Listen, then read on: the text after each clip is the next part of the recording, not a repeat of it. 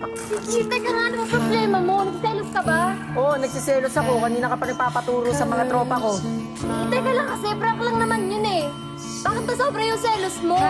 Eh bakit ba doon ka pa nagpapaturo sa mga tropa ko, lalo na sa mga kadikit ko? Kaya ka nga pagsesilosin, di ba? O plus pa? Mga prank-prank pa kayo nalalaman, ginagawa niyo pa mismo sa akin to. Bakit ba sobrang nga nagselos? Eh, mag-best friend lang naman tayo. Oo, mag-best friend na tayo, pero gusto kita. Gusto kita laging kasama, gusto kita laging tinuturuan. Gusto ko ako lahat gumagawa sa'yo.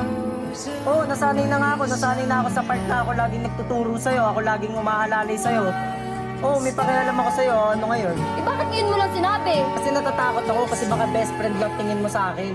Pero ako, hindi na best friend tingin ko sa'yo habang tumatagal. Kahit best friend mo lang ako, Shulaine, may nararamdaman din ako. Kahit kaibigan mo lang ako, Shulaine, iba rin yung nararamdaman ko. Hindi mo man lang iniingatan yung nararamdaman ko. So, pero nasasaktan din ako dahil yung mga ginamit ko pa pang prank, yung mga kadikit ko pa na tropa. Kung sino pa yung mga kadikit ko yan, pa yung mga pinagagamit mo sa prank mo na yan. Hindi mo alam yung nararamdaman ko, Shulaine. Hindi buo yung araw ko dito sa Manix House pag hindi kita inaasar, hindi kita kinukulit, at lalo nang hindi kita nakakasama.